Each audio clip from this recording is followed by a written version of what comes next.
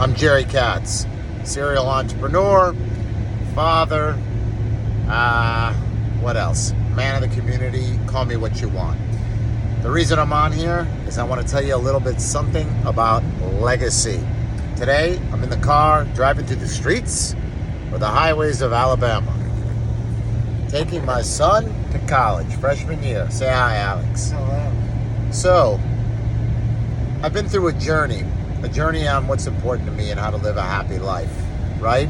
And one of the most significant events of my life was about 10 years ago.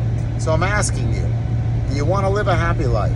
Do you want to live a life full of, positive emotions, which I consider a happy life? If you spend 80% of the time living in a happy emotional state, you will have a happy life. That's usually what I rely on for happiness.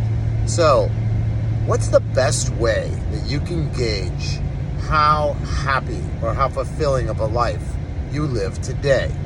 Well, I would say this. Think about your legacy.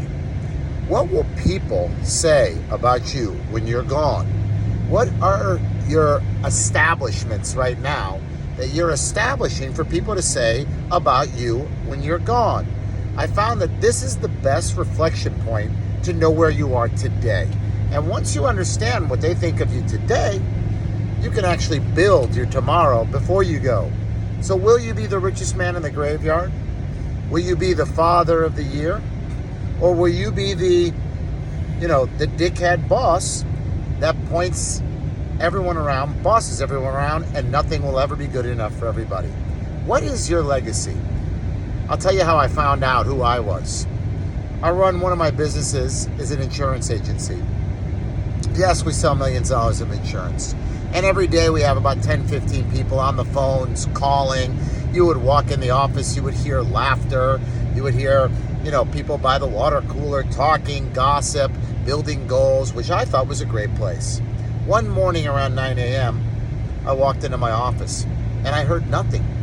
I walked down the hallway, and again, normally where there would be laughter or a sales call going on in the background, I heard nothing. Then I walked around the corner and I saw no one in the call room.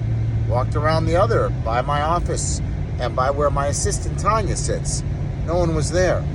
I finally made my way to our conference room, and there was most of my team standing in there, silent and not working.